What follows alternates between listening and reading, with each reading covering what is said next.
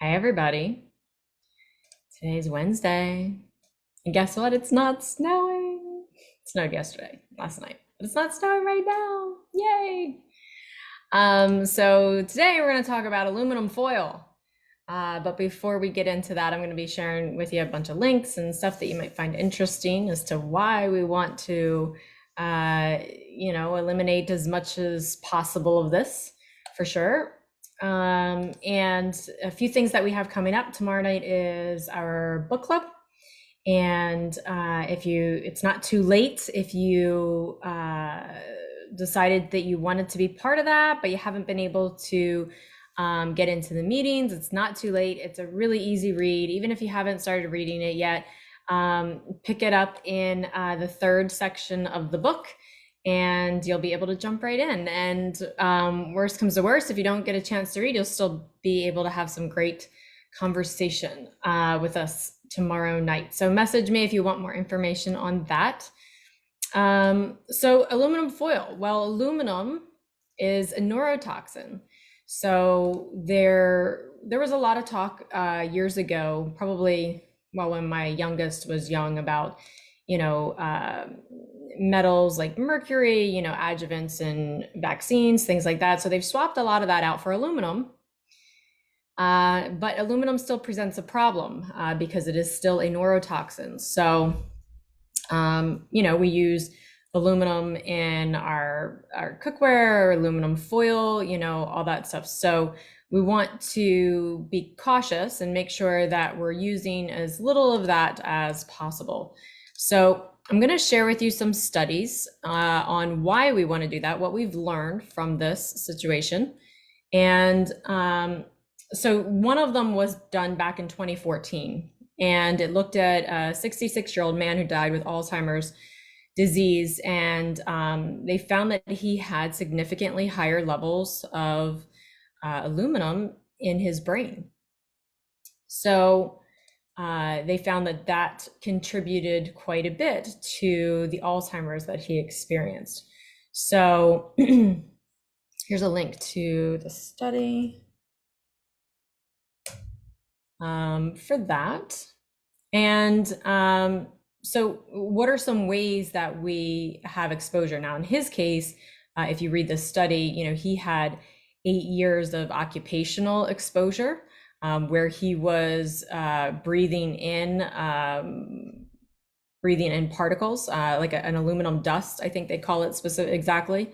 So that definitely contributed to his higher levels for sure. But to reduce our risk, we really want to reduce as much of our exposure as possible. So he was 66 years old and had full-blown Alzheimer's. So obviously it came to him at a young age. So the extent of his exposure through his occupation, I'm sure accelerated that.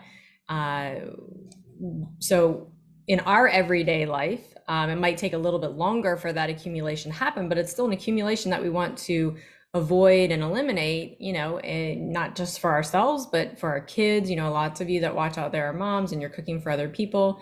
So we definitely want to understand the risks involved, and we want to look for alternative ways to make those better swaps as often as possible. So, it has a buildup has the potential to cause neurotoxic effects, things like Alzheimer's disease. It's not the only thing, but it's definitely one of them. There have been studies that show that it contributes to bone disease too. So here's another one, and this is the one that talks about it in reference to bone disease. So especially as women, we often have concerns about bone disease later on in life because of the hormone factors that we often have. So anything that we can do to, again, lessen our risk there is going to be helpful. So this study with the bone disease showed that it was a buildup of aluminum in the blood. And they found that 37% of dialysis patients had developed aluminum-associated bone disease. So if you are someone that is concerned about kidney health, or maybe there's a family history there, it's definitely something that you're going to want to take a little bit more seriously, right? So that's definitely a concern. So and then there's other risks. You know, there was a study done in 2012 where they showed how the aluminum was leaching into our food, right? And how that contributed to some of the exposure that we have. So, you know, you want to keep aluminum foil out of the kitchen. You want to keep aluminum well away from the food that you eat. So, what are some healthier alternatives, okay, to aluminum foil? Now, personally, I've never been much of a fan for aluminum foil or aluminum cookware. I try to use ceramic cookware as much as possible, you know, and as for storage, glass storage containers. I even have a ceramic baking trays that I use. And if I have to, I'll line them with parchment paper instead of aluminum foil. So, you know, these are just ways that you can change, you know, and tweak some of the things that you're doing to eliminate some of this accumulation that can happen. So glass is great, doesn't transfer any harmful metals or chemicals into your food. So glass is a great option if you can cook in you know, glass baking dishes. That's a great alternative. Even like pie pans, you know, they make glass pie pans instead of aluminum pie pans. So, you know, there's usually almost always an alternative to using aluminum if you know, if you're looking for it. So, and then another way that some people usually use it is things like baking potatoes or fish. Again, you know, you can use the ceramic dishes. They make them with lids. They make great ones. You know, they're pretty heavy duty, and you know, it's definitely a better alternative. But parchment paper, you know, those ceramic baking sheets that I talked about, I've only found them on Amazon. But if you go on Amazon and you search ceramic baking sheets, you will find them. They are there because I have them.